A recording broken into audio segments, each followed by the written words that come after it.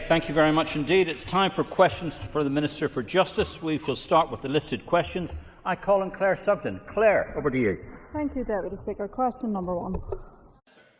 The provision of emotional support animals within Northern Ireland Prison Service establishments is an operational matter for the Prison Service. It has been more than 20 years since the Service first introduced support dogs into the prison setting, and they are not aware of a single occasion when a dog has been placed at risk. Support dogs are highly valued and well cared for team members and have helped countless prisoners who have been in crisis. This is the same for all support animals within prisons. Everyday prison officers perform their roles with judgment, diligence and with care. I've been disappointed and surprised that others think these same officers are not up to the job of introducing an emotional support dog at McGilligan Prison. If a policy is required to satisfy the ongoing interests in all animals within prisons, and certain prison service and staff will have the measure of that task. However, that work will be appropriately prioritised among the many other challenges facing the service at this time, not least the rising prison population and the increasingly complex needs of that population. Legislative matters relating to animals are not the responsibility of my department.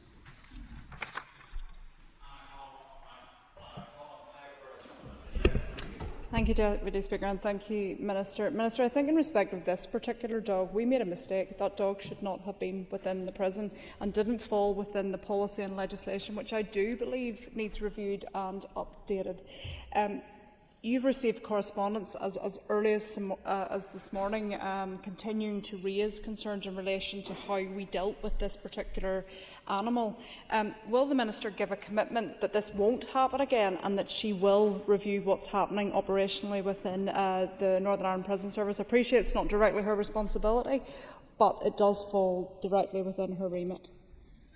Well, first of all, I have to say that I disagree entirely with the picture that has been painted by the member in terms of saying that the way that this was dealt with by Prison Service originally was wrong. I think what has been scandalous is the whipping up of false information, misinformation and disinformation in the public domain, both in terms of social media and the wider media.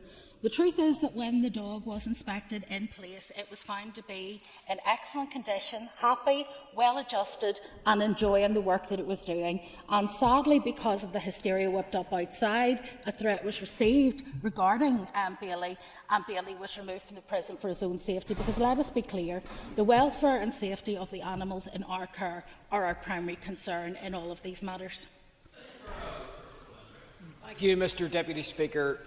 Does the Minister not have any concern that after 20 years of putting dogs in prisons like this, there is no legislation, there is no definition of what emotional support dog is, there was no pre-suitability assessment done of that dog, and that there is just a made-up policy of putting a pet dog in prison without any safeguards? And that was confirmed to me by the Director General of Prisons in Northern Ireland and the Prison Governor of McGilligan. I'd have to say that my greater concern is the amount of time that has been consumed by prison service staff in responding to an issue that was based on nothing but lies and smears. And in fact, the member himself had to admit in public that he hadn't even read the independent welfare report, despite tweeting consistently and persistently about the matter, I think for over 3 weeks. So I think if we want to be serious about our concern around animals, the first thing you would do is look at what the animal welfare experts said with respect to Bailey. They said he was a dog in excellent condition, well adjusted and well cared for. These are not working dogs in the traditional sense. The training that goes with them is to those prison officers who deploy them in certain circumstances. They are treated, for all intents and purposes, as a family pet would be treated. And that is why we're able to do this. And to say that there was no pre-assessment of suitability, again, factually incorrect.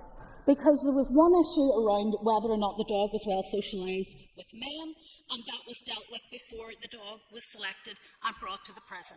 So these are further facts, further misinformation, and further inability to accept that when somebody gives you a response and it's a detailed and evidence-based one, that you actually have to take it into account.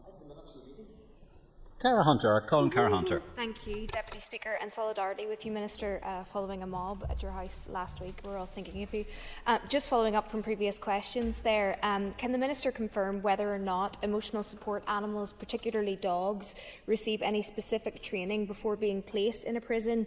And if you're aware, the prison officers receive any kind of specific training regarding being assigned responsibility for caring for an animal during their period?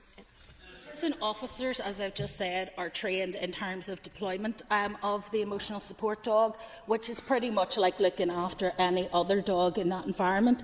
These are not dogs that are there for protection or for guarding or to work, for example, as sniffer dogs, where there is a particular skill engaged in terms of training the dog and a particular level of vigilance required of the dog. These are situations in which the dog is simply there to show companionship to those prisoners who are there. So the dogs don't need specific training, but they do need to have a particular temperament. So they have to be good around people, they have to be calm and assured, and Bailey fitted all of those categories. Sadly now, his life has been disrupted due to a threat received from outside the prison. Which I think if anybody actually cares about dogs and their welfare, they would not want to see a happy, well-adjusted and well-cared-for dog taken out of its routine environment. Mark Durkin. Question number 2. Police powers around drinking in public in Northern Ireland derive from a mix of local bylaws and broader public order legislation. Councils can prohibit drinking in designated public areas by way of local bylaws made under the Local Government Act, Northern Ireland 1972. Consuming alcohol in these areas is an offence. Police can take an offender's name and address, however, prosecutions are brought by councils. The PSNI can address several alcohol-related public order offences via penalty notices for disorder provided for by the Justice Act 2011. This allows officers to quickly address offences such as being drunk in a public place, disorderly behaviour or conduct likely to cause a breach of the peace. In addition, the Confiscation of Alcohol Young Persons Act 1997 gives police the power to require those under 18 to surrender alcohol in public, with refusal constituting an offence. I am aware there is a desire that the legislative framework is updated, and as this is likely to be a cross-cutting issue, my department is working together with PSNI and the Department for Communities to ensure that it is fit for purpose, with a view to bringing forward legislation if needed in the next mandate. Mr Durkin for a supplementary. Mark. Thanks, Deputy Speaker. I'd also like to express solidarity with the Minister. Parts of Derry city centre at times now resemble the Wild West, with groups of vulnerable individuals drinking and engaging in anti-social behaviour. It's not only putting them at risk, but it's also impacting negatively on locals, tourists and the local economy. Police have lamented the lack of legislation that would permit them to confiscate alcohol from adults, and believe that this would be a game changer in tackling this issue. Can the Minister update us on the work that she and her department are doing with others to close this legislative loophole? Well, conversations with partners are ongoing at this point in time. The previous joint consultation with DFC on the issue indicated a strong desire for change. We're proposing providing PSNI officers with the additional power to seize and dispose of alcohol in exceptional circumstances, such as certain public order situations. We're also exploring whether any other agencies may wish to use enforcement powers, although it is important to note that any power of seizure would be limited to the PSNI. The overall aim is to deliver a modern, enforceable and proportionate framework that balances effective enforcement with individual rights and signposting to support services. There is no desire to penalise vulnerable individuals. However, as I said, this will be a cross-cutting matter, given that the powers lie between legislation that we can create in the Department of Justice and also then work that can be done by the Department for Communities. Thank you very much, Deputy Speaker. May I ask the Minister to outline the role that policing and community safety partnerships have in tackling drinking in public and alcohol misuse? Well, policing and community safety partnerships are jointly funded by my department and by the Policing Board, and they lead on the department's operational response to specific concerns at a local level. They're working with designated partners, local statutory bodies and agencies and the voluntary and community sector to tackle community safety issues right across the community. They can fund and support initiatives such as awareness campaigns, diversionary programmes for young people and local addiction initiatives. In a number of areas, PCSPs also help fund community safety wardens to help ensure our towns and cities are safe.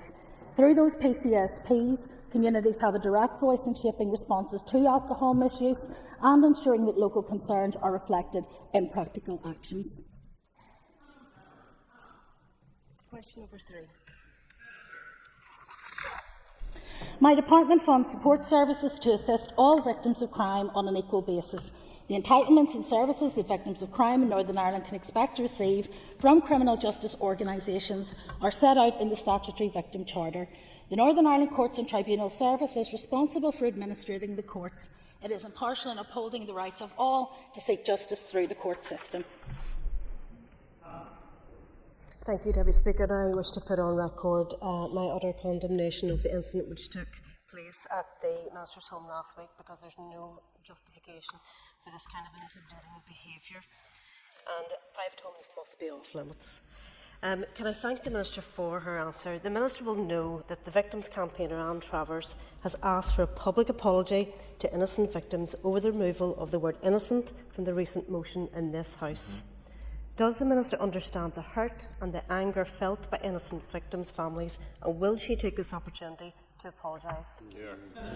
Well, I do certainly understand the hurt that is felt by victims' families, and I understand the sensitivity of the issue, which is why it's particularly disappointing that there has been so much politicking, particularly around the interview I gave after the event, which has been thoroughly and deliberately misrepresented in terms of what I said. So to put on record for reassurance what I actually said in terms of the difference between victims, I'm going to read part of it that was curiously edited out of what was shared on social media.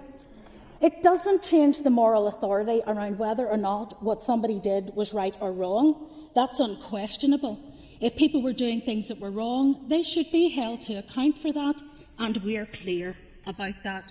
So hopefully that provides the reassurance that members and indeed families are looking for, that nothing we did in that debate, that nothing we voted for or against in that debate in any way changes our view that those who go out with intent to cause harm should be held accountable for their actions, and that there is no moral equivalence between those who go out to cause harm and those who are harmed by their actions. What I was simply pointing out is a matter of fact, that at different points in a person's life, they can be both a victim and a perpetrator. And that when it comes to support, for trauma-informed support, it is important that we do that based on what will lead to reconciliation, on what will lead to recovery, and what will end the cycle of intergenerational trauma which blights this community.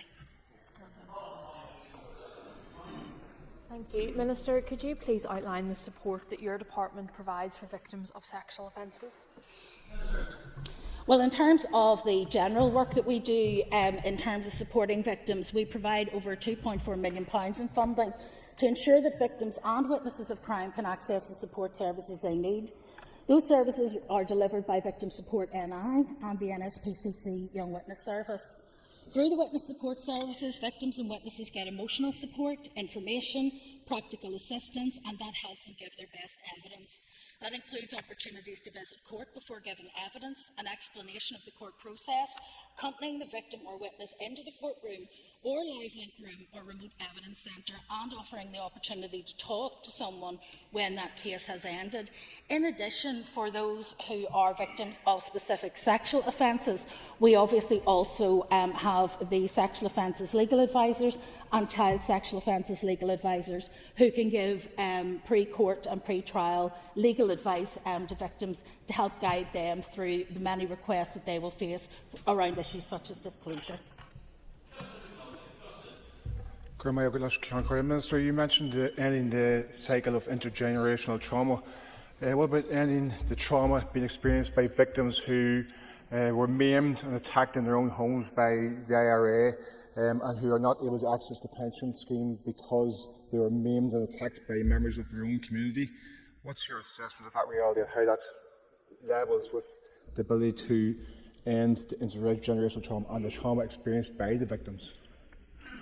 Well, the issue of how people were treated, and particularly the case of paramilitary-style attacks, is one where I have raised the issue with the UK Government already in writing, and also with the President of the Victims Payment Board, because I believe that shootings and beatings that are taken on by paramilitary organisations, whether they are intra-community or inter-community, need to be addressed in the same way. That is unfortunately not how the legislation suddenly sits. It would require an amendment at Westminster.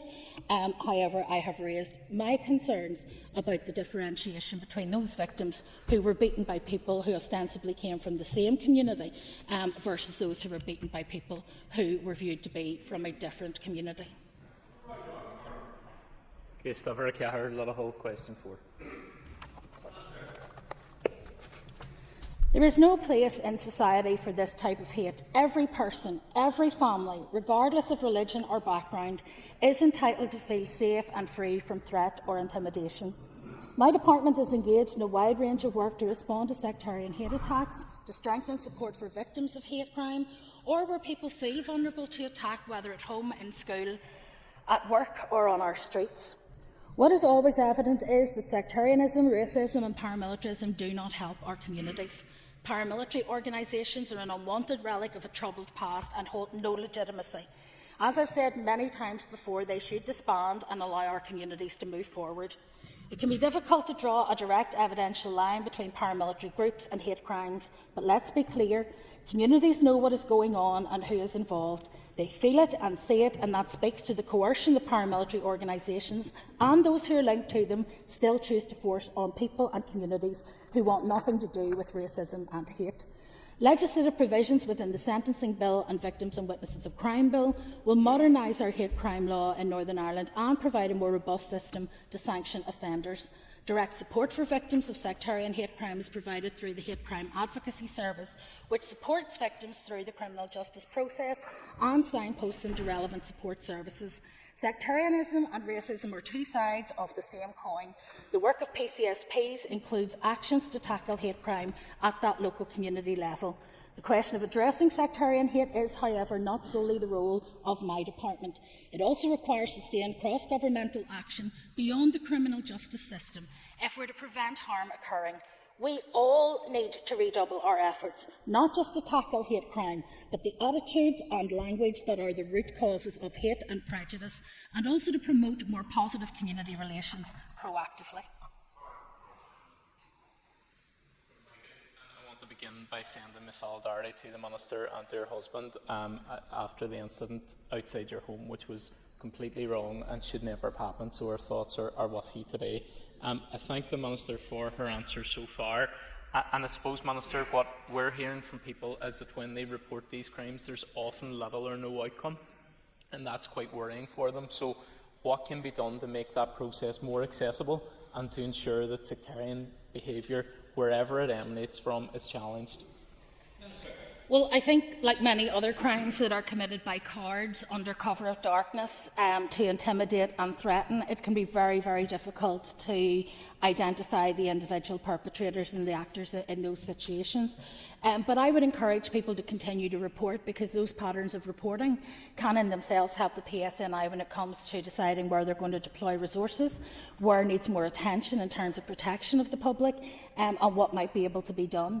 It is important that people do report crime, because without those reports we are unable to actually measure what is happening. And I understand the concerns that the member will have given the rate of hate crime in his own city, and the concerns that he will have particularly about the increase in sectarian hate crime. It is not acceptable. It is completely unacceptable in today's society that people still find themselves intimidated because of who they are or how they are perceived by others. And unless we are all consistent in that message and unwavering in our condemnation, there is no point in us telling victims to have any kind of confidence in the system which ultimately we are the face of. Mr. Carroll. Jerry.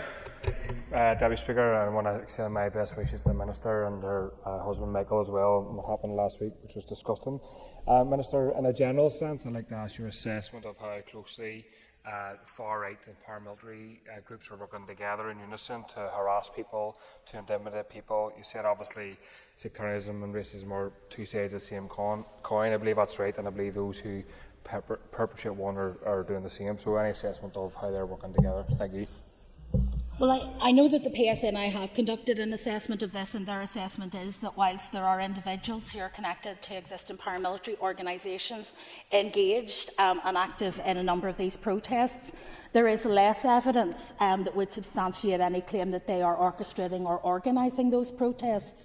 In addition to those, I suppose, more traditional actors in this space, we also have groups of people who are being radicalised online by far-right organisations and networks there.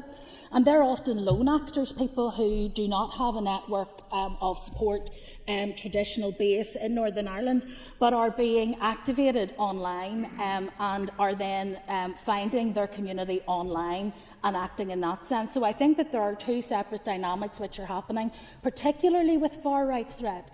It is far more likely that somebody will be individually radicalised in the privacy of their own home than radicalised in a more public way.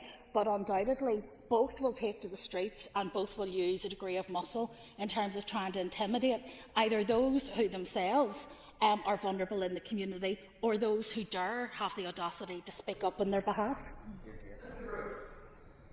Deputy Speaker, and it was interesting to hear the Minister speak about the tightness of resources in the context of we've heard in the last day that the PSNI has opened a hate crime investigation into the damage of the sign at Shandon Park. Can we be assured that there will now be similar investigations across the country into any similar damage to signs, including by the PSNI's own initiative? Well, I think the damage in the street signs in general is one of the most petty and childish acts that a person can undertake. If you can't drive past a sign that you don't like without feeling the need to take an angle grinder to it or a bucket of paint to it, I think you need to have a long, hard look at yourself. But I won't be providing any assurance in this chamber as to how the PSNI will prioritise investigations, because as you will be well aware, it is a matter for the Chief Constable to direct the resources of the PSNI, not for me as Minister. Thank you, Deputy Speaker. Minister, it goes without saying that I and my party stand in solidarity with you. Democracy means you being robustly held to account in this chamber. You were more than able to deal with that in this chamber, but what happened was contemptible. A family home is sacrosanct, so we stand in solidarity with you. In relation to sentencing provisions coming forward in the bill, are you and your officials looking at the intersection between racism and the continued prevalence of paramilitarism? Will there be an attempt to create compound, as it were, sentencing provisions, aggravating factors for membership of prescribed organisations? And what do you think the message is being sent by continued engagement with by your ministerial colleagues from organisations like the Loyalist Communities Council? Well, in terms of intersectionality, it is something that it forms part of the hate crime legislation that we hope to bring forward, and there will be aggravators there where a hate crime motive for the signal offence can be proven. We will also obviously prosecute those as standalone offences in order that if the hate crime motivation cannot be proven, a person can still be held accountable for the act, the crime that they undertook. When it comes to the issue of membership of paramilitary organisations, membership of a paramilitary organisation is a criminal offence. It can be prosecuted, and there are jail terms available in legislation for that to happen. And if somebody is arrested for a hate crime and are also able to be proven to be membership of a members of a paramilitary organisation, there's nothing to preclude the two offences being taken through the court together, as would be the case in other circumstances where somebody is arrested for an offence, but there is also a paramilitary link to the crime. We will also be bringing forward through the current bill additional means of sentencing and additional offences around organised crime, both participating in and directing organised crime, which I think is also important, because whilst all of the paramilitary organisations have a finger in organised crime, not all organised crime organisations are involved in paramilitarism, and we just need to untangle all of that, so it's important that we look at those as well. But I think when it comes to my views on the legitimisation of illegal groups by these kinds of engagements, whether it's by other ministers or whether it's by an interlocutor appointed by two governments. I think I've been fairly clear that I think it's unhelpful. I think the community, their confidence is shaken when they see people being treated as the spokespeople for a community, and they see them very much as a jackboot on their own neck. Question 5, please. The Criminal Damage Compensation Scheme provides important financial support to victims where there has been physical damage to a property or vehicle in Northern Ireland and where it can be shown that damage was caused unlawfully, maliciously or wantonly by an unlawful assembly of 3 or more people, or maliciously by a person acting in connection with an unlawful association like an act of terrorism. Compensation may also be payable for agricultural property or property which is free from rates if the damage was caused maliciously or deliberately. Most commercial insurance policies should cover businesses for damage to their premises, including interruption to business operations. Some policies will also cover those businesses which are not damaged, but whose trade has been affected in the aftermath. Where insurance is in place, companies will be available to provide immediate support to victims of criminal damage. If unable to secure support from an insurer, the Criminal Damage Compensation Scheme provides an important source of assistance for those victims. As with all schemes, it is important to keep them under review, and consideration is being given to the need for any changes to the scheme to ensure that it meets the needs of victims.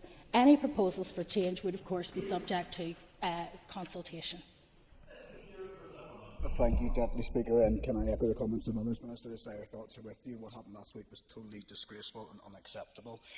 Minister, in my constituency in the last 18 months, several people who I'm representing have been victims of confirmed hate crime. Their property has been damaged, the incidents have been deeply traumatising, but when they've gone to seek compensation, as you alluded to in your answer, they were unable to claim that compensation because the police could not confirm that 3 or more people were involved in that hate crime. That is unacceptable. A hate crime is a hate crime regardless of how many people are involved. Will you look at maybe changing this policy in order for those people to be able to claim compensation where it arises? Thank you. Well, the member makes a point that I understand because it's one that's been raised with me before. However, we have to go back to what the purpose of the compensation scheme was, and it was for a time when often businesses and individuals were unable to get insurance because of the level of property damage being inflicted during the terrorist campaign here.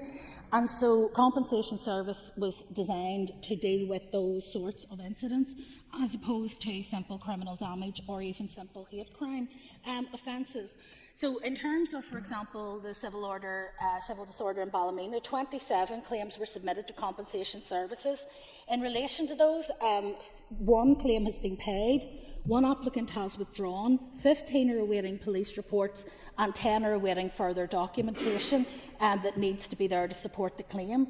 We do all we can within compensation services to progress those claims as expeditiously as possible. However, when you're waiting for police reports and information from the applicant or further evidence, such as deeds, insurance information and any business interruption information, that's often outside of our control.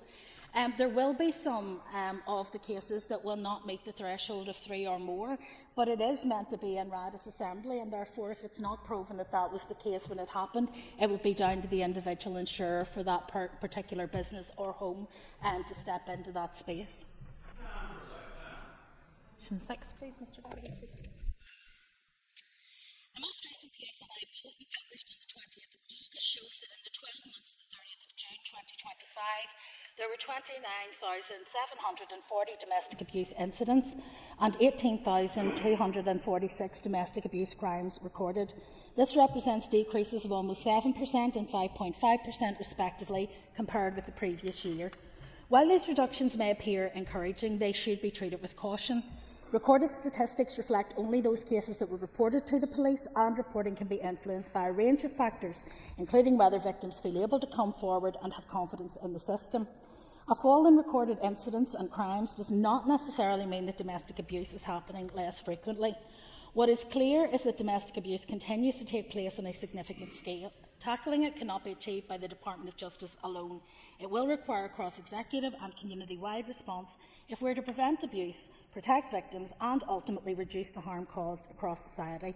The Domestic and Sexual Abuse Strategy provides us with a cohesive direction, enabling necessary change to be brought forward through partnership leadership working. Thank you, Mr Deputy Speaker. And like others, I send my best to the Minister and her husband following the absolutely appalling attack outside their home, and offer my continued support to the Minister and her strong work against abuse of elected representatives, in particular female elected representatives. Minister, in light of these figures recently at the All-Party Group on Domestic and Sexual Violence, it was expressed with concern from a number of the support groups, and you've touched on this, that the reporting of the numbers of reduced offences by the PSNI are setting a picture that things have reduced, whereas the agencies and groups like Women's Aid are reporting higher numbers of self-referrals. Minister, is there any forum by which we can bring these different support groups together alongside the PSNI to paint a full picture of what's actually happening here? Well, it is difficult because obviously the bulletin itself is only looking at reported incidents and reported crime, but we all know that there will be instances where those crimes are not reported, and many victims, for good reason, will choose not to present to the PSNI. And whilst I would always encourage people to report crime, I understand the complexities of doing that in a domestic violence setting. Most people, their priority is simply to extract themselves and their loved ones from what is a dangerous situation. We do have the opportunity through the work that we do with community and voluntary sector partners to be able to get some sense of what direction of travel there is, but it would be hard, I think, to quantify that in a way that would be robust enough to provide kind of formal statistics in that space.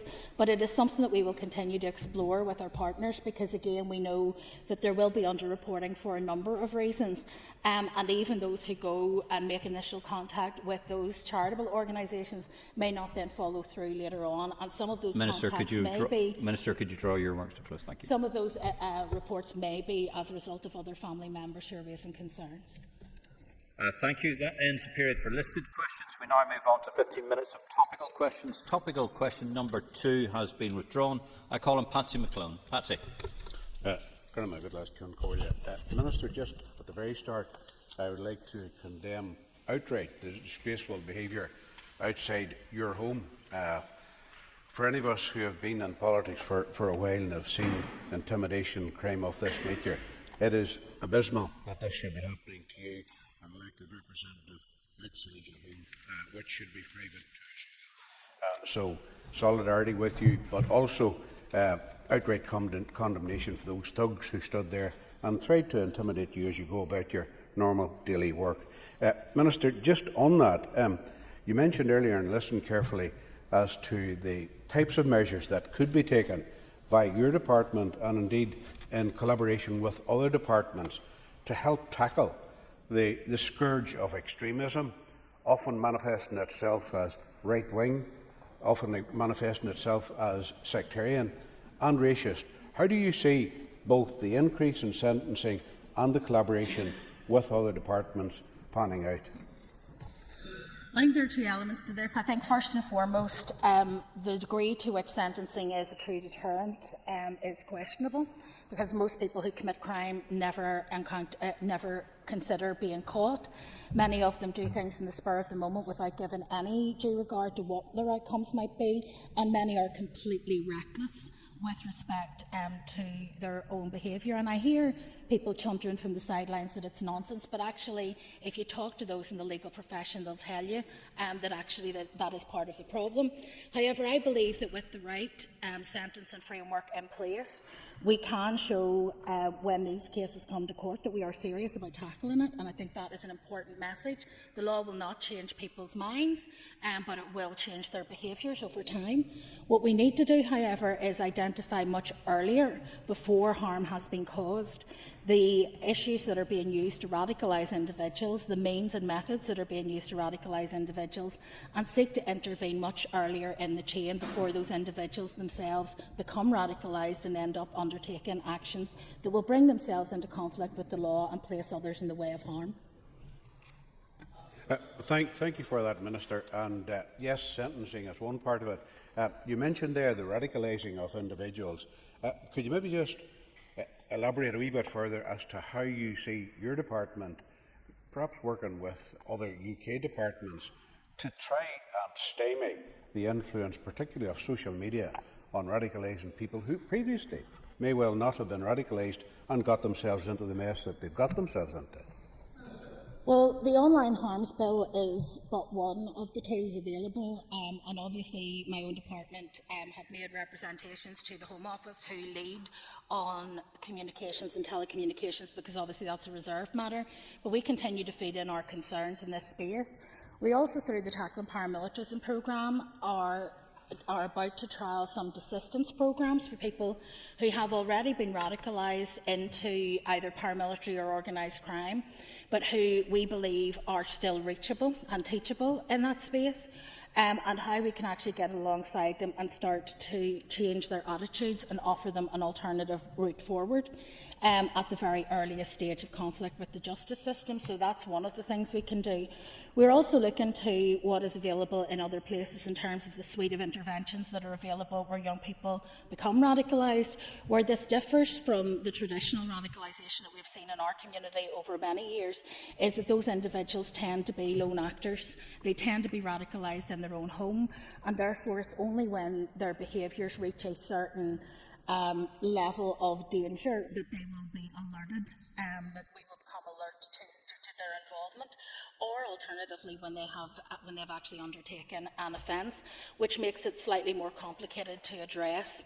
But one of the things that we will need, obviously, is not just for my department, but for education, health and others, to look at this as part of our wider safeguarding approach, because the other thing to say is that many of these are very young people who are being radicalised. Thank you, Mr Deputy Speaker. Can the Minister provide an update on her plans to uplift criminal legal aid fees by 16%? Yes, I remain committed to delivering the uplift to remuneration that I set out in the Chamber in December last year. Officials across the Department are continuing to progress the business case with the Department of Finance, which covers the wider Enabling Access to Justice programme, not just the increase in legal aid fees. Progression of the business case was delayed to enable further amendments to legal aid fees that have been developed through the Criminal Legal Aid Working Group, established in March to be included in this round of change, and was further impacted as officials had to react to some emerging issues impacting on the wider reform programme. However, once that business case is complete, I expect the legislation to be brought forward immediately and to come into effect within 6 weeks respecting that legislative process. In anticipation of the introduction of those new rates, the Legal Services Agency has updated its case management system to ensure the increases to fees can be claimed as appropriate from the date the fees come into operation, and they are also looking at how they will then be able to process, without requiring application from the practitioners, the additional back payments that I have promised to the December date of last year. Thank the Minister for that update. Could you provide a further update on the progress in increasing the fee payable under the County Court scale?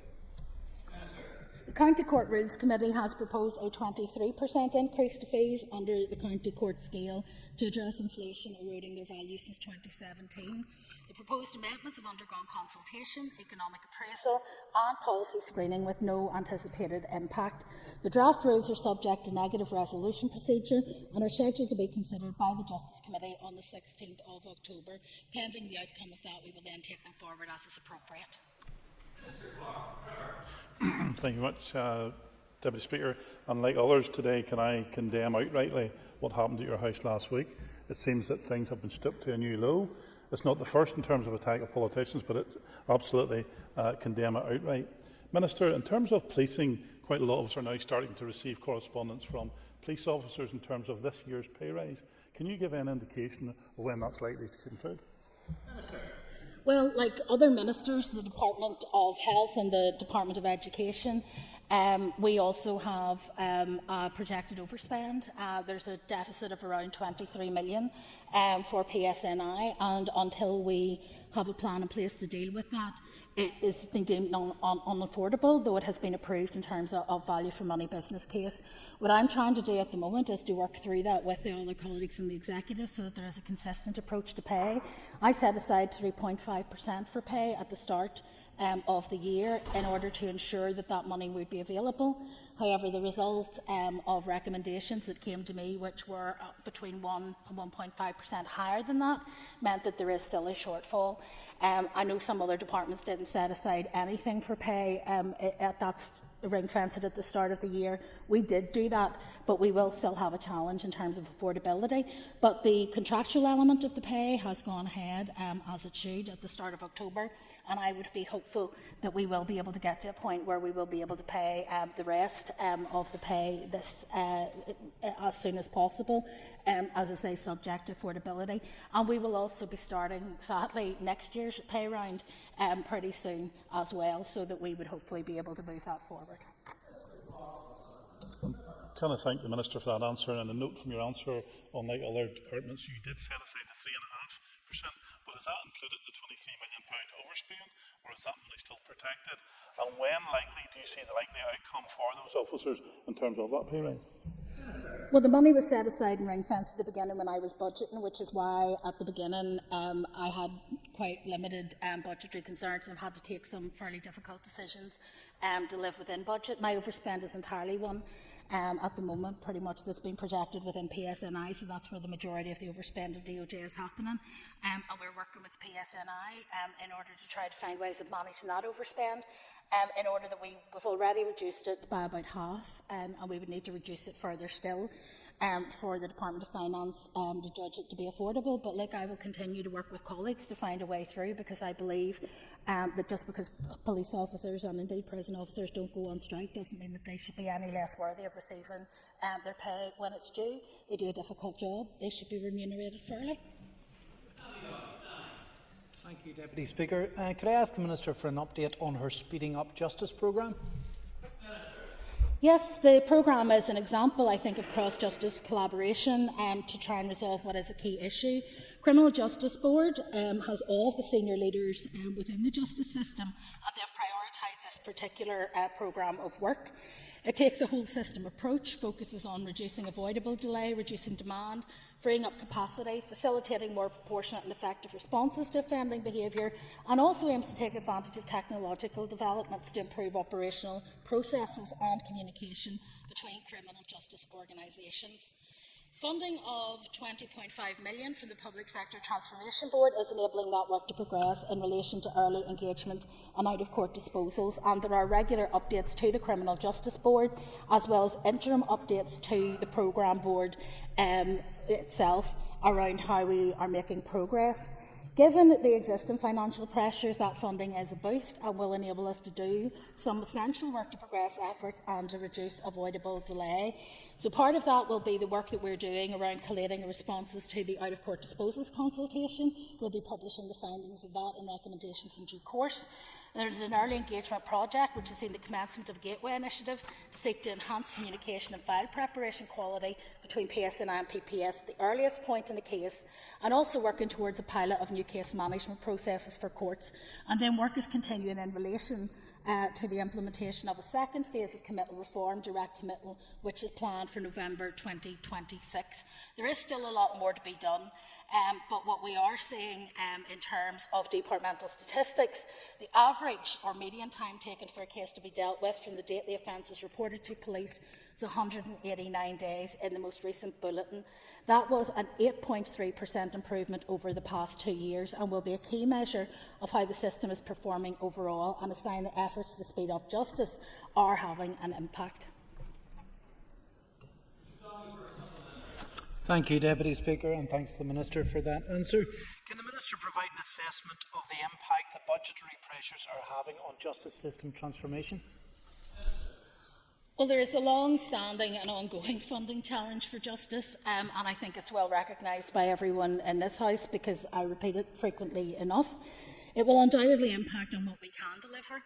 The DOJ share of the Northern Ireland Block Grant has fallen continually over the last 14 years, from just under 11% in 2011 2012 to just over 8% in 25-26.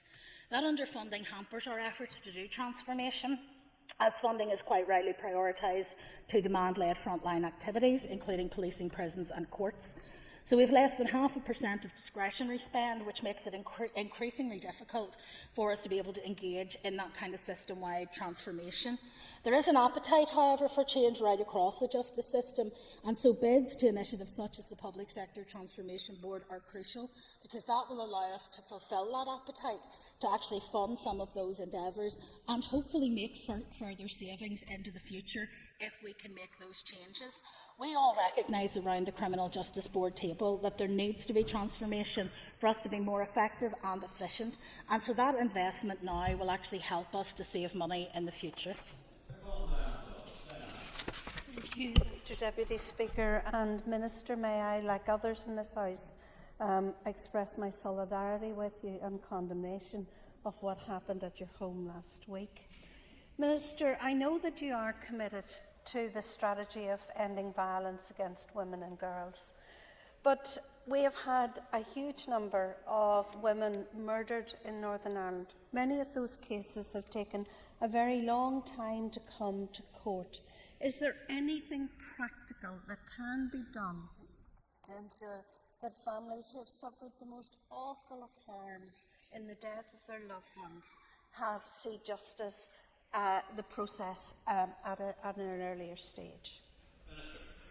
Well, I've just set out the work we're doing in terms of speeding up justice, and one of the particular reasons that we're looking, for example, to changes in the jurisdiction of the courts, as well as more out-of-court disposals for those lower-level offences, is in order to ensure that court time at the High Court is preserved for those most serious of offences, which would allow us, hopefully, to move more swiftly. Committal reform, for example, has already delivered hugely for victims of sexual offences and domestic abuse cases, whereby they don't have to give evidence potentially twice, which is a deterrent to people coming forward.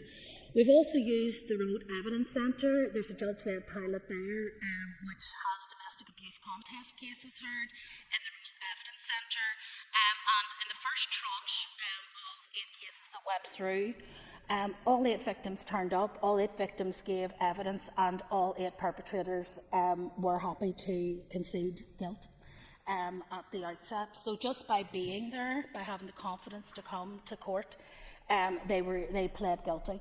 And we have seen that repeated. So the conviction rate at those domestic abuse contest cases where victims were able to give remote evidence, the success rate there is well over 90% conviction. So I think that there are things that we're doing which both speed up justice but also make the process itself a better process. Finally, with the case of domestic homicides, and every domestic homicide is a tragedy. Thank you, Minister. Could you draw your remarks to a close? I will. We are also looking at domestic homicide reviews, and I'm happy to provide the member with further information on that. Not at the moment. Minister, just before we wait for the new Minister to come on, first of all, I'd like to put on my personal, on record, my personal thoughts to you and Michael, and particularly the horrible attacks on your home, and that should not be on anybody's case. And indeed, I think it's very important we recognise that. The second one is on a slightly lighter note. There seems to be an